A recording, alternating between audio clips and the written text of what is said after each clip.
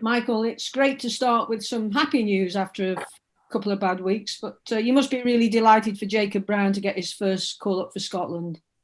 Yeah, it is great for Jacob. I think it shows the progress he's made since he came to the club.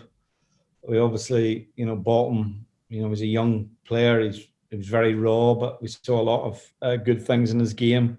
I think he's continuing to develop and progress. And I had a conversation previously with Steve Clark about him, and I knew they'd been watching him. So yeah, I think it's great for him to get involved, particularly just to be around that squad and be involved in that initially is a positive. He's never had that experience of being away with an international team before, as far as I know, and they're two very important games, obviously, with Scotland, in a position to clinch a World Cup playoff. So it's an exciting time for him to be involved with Scotland as well. Well, as I said, it's been a difficult couple of weeks, but after the West Brom game, everyone was saying how good Stoke were and how great the leadership was. I know you'll always say it's important to keep things in perspective, but there has been a couple of alarming collapses in a matter of minutes in the last few games. Can you put your finger on why it's happened? Well, I think if you look at the game on Saturday, individual errors initially are the problem. The first and the second goals are down to an error, and then the decisions we make in the second goal are very poor. And then obviously there's a little bit of anxiety creeps in, and the third goal was very much similar to goals that we've lost in recent times. And I think when you lead in games, as we have done in 3 of those 4 games, and you ultimately lose them, it's always going to be disappointing. And we have to look at that. Is it a mentality thing, or is it a tactical thing? The reality is, we've not defended well enough at those moments in the game, and we've been punished for not defending well enough. And that is the key, really. I think things have happened at different times. I thought, we were well in control of the game at Sheffield United when we conceded almost against the run of play. To be honest, when we conceded, Saturdays was incredible, really, because the goals all happened in such short space of time, and clearly that shook us. You could see that in terms of a little bit of our body language and that, and we just got to learn from it as a team. It's been a harsh learning curve in the last few games, but ultimately we have to move on and get ready to play tomorrow night. Well, the game won't be any easier against Blackpool. They've had a decent start, and they've got some very good wide men. They had a great win against Sheffield United on Saturday, and they've already had impressive wins against Fulham and Borough, just to name a couple. So they won't want any fragility in your team tomorrow. No, we'll not. We'll have to play against a team which is, I think, going to be a very hungry team. They've come up, obviously, from League One via the playoffs.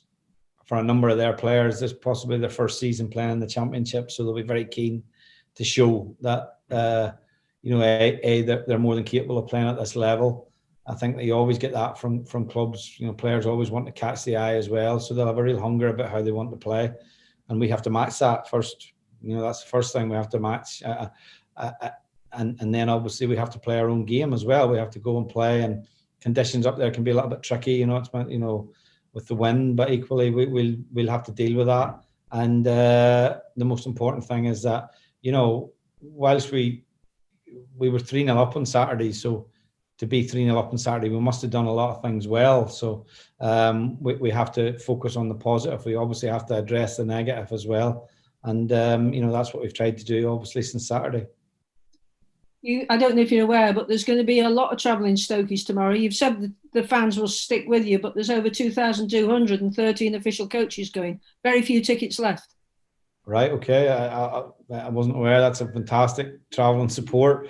Obviously, Blackpool's a bit of an attraction, and but that's brilliant. You know what I mean? We've had great away support this season, particularly. And look, we're aware that we've lost games away from home where we could have done better, and we were in good position. So the next 2 games and the game obviously on Wednesday night gives us a chance, but it's great that we have that level of support. When you were an international manager, your team became very difficult to beat. Are you thinking about bringing in some battle-hardened and more experienced players who have the ability to kill the game, and also, if needed, to hold people to account. I noticed Stephen Fletcher, after the second goal went in on Saturday, he was trying to calm people down. Do you need more people with experience to do that on the pitch at the moment?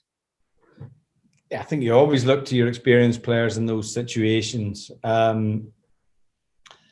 I don't, I don't envisage us bringing in those types of players, if I'm honest, at this minute in time. Obviously, we have to believe in the players that we have in the building.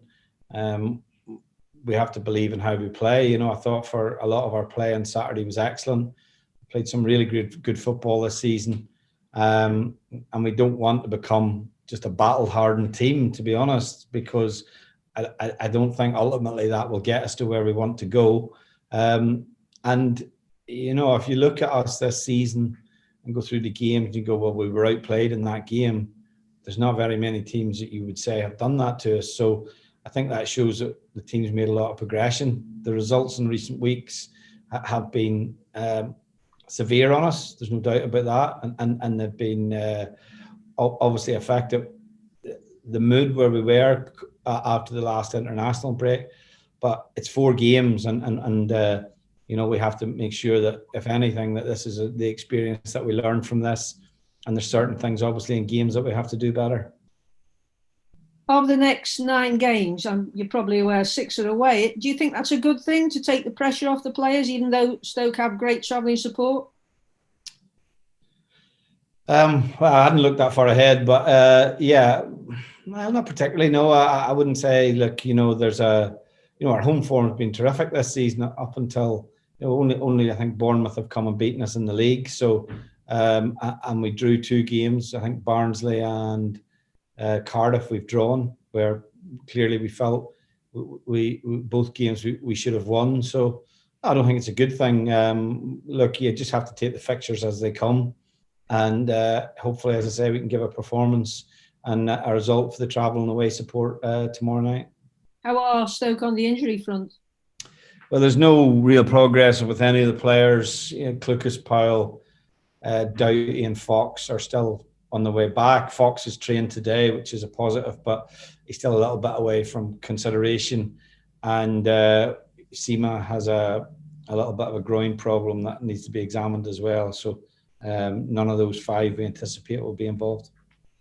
And presumably you've had chats about things and what went wrong. How's the mood in the camp? It's fine, yeah. We had good meetings yesterday with the players.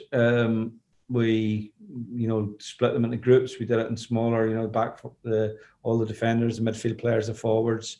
There's different ways to analyse the game, and you've got to be careful because, when you review a game, you've got to play another one in 2 days. So you've got to get the balance right by how you review the game, and we're obviously trying to lift the confidence of the players. There's no doubt when you lose games and you throw away leads, as we did, it affects confidence in a little bit. And as I said previously, individual errors have hurt us in that. So those players themselves, we have to make sure that their confidence levels remain high as well. So yeah, I think we're pretty consistent in how we review the games, whether we win or lose, and that's something the players are used to. So I think, in any game, like, there's positives to be found, and there was a lot of positives in the game Saturday, despite the fact that obviously we threw away a 3-goal lead.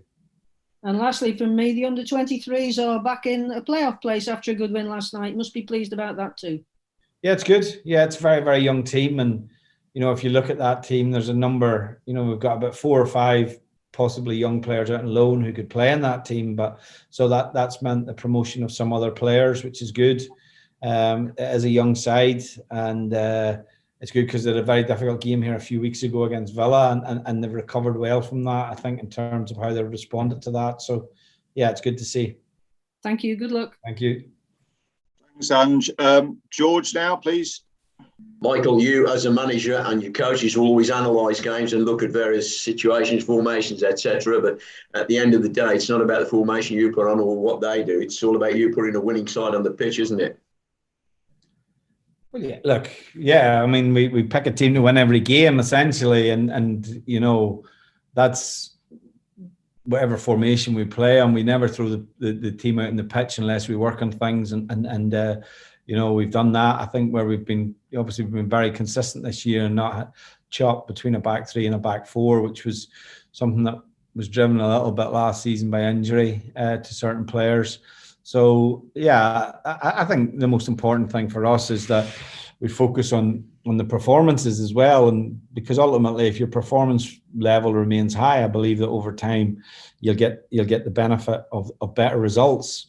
We've had difficult results in 4 games, and we've analysed all of those games in a very similar way to we would have analysed the game having beat West Brom here at home when everyone was obviously very positive. So yeah, look, I think the most important thing is that you keep belief in the group and they believe in what you're trying to do, and that we can come through this little spell. You come up against a relatively young manager in terms of his management career, because he came through the academies at Liverpool and, of course, Crewe. He's had success in his early stages, but, he's started to formulate a good side in Blackpool in the Championship, hasn't he, Neil Critchley? Yeah, he's done very well. Obviously, it was good. I think this is his 3rd season possibly, I think now, and having gone in there and obviously had the season disrupted by COVID, where I think their season was cut short. And then last season, they did well to get up through the playoffs. And, this season, they had a difficult start, I think. They early on, they found it a little bit more difficult to get points, but certainly in the last 4 or 5 games, they've done extremely well. And, it'll be a hungry team. I think when you have a team that comes up, the majority of their players, possibly this will be their first experience of playing in the Championship as well. So they all have a point to prove individually as well as the collective. And they're in a good run of form at the moment. And that run of form has pushed them into the top 6, really. Are you surprised the way they've adapted quickly into the Championship, Michael? Well, not really, to be honest. I think the Championship it's hard to gauge where teams are at times, and all teams have the most consistent thing about the league is that teams are inconsistent, really. I think, when you look down the form table and how it's very difficult for a lot of clubs to get consistent results on the board. We're having a difficult period at the minute, and Blackpool have had a good period in a similar time frame. So we expect a tough game, and I'm sure they're in a good place themselves at the minute, and they're enjoying life in the Championship. One of the frustrations for you, Michael, must be because maybe the injuries, particularly to key players at times, and we touched on Nick Powell and various other players that have been ruled out. You've started to develop partnerships at the early part of the season, also into the first quarter, if you want to allude. Is that a disappointment that those partnerships, have been hit either by injuries or other things? I don't look injuries. Unfortunately, you always want your best players available, and we've had some games where players have not been available to us. I think it's given opportunities to other players. I think the squad's strong enough to deal with that. And, that, as I always say, when the opportunity comes for players, it's up to them to take that opportunity. So I think our squad is strong enough to deal with the injury situation we have at this minute in time. And I think if you look at the games, we've had 3 narrow defeats and a draw. I think that's testament that our squad is strong enough, unfortunately. In 3 of those games we've led, and we obviously haven't taken from those games what we feel we should have done.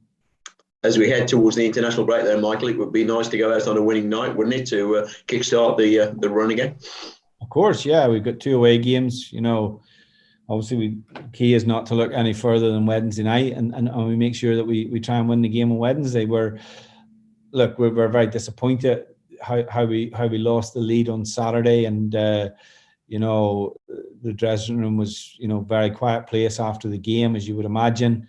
And but we've reacted well. The players have been, reacted well since Saturday in terms of their approach yesterday and their approach today. And Wednesday night gives us a chance to obviously put it behind us, because when you're playing every 3 days, there's no point dwelling on the results that, of previous games. You've got to continually look forward to the next game.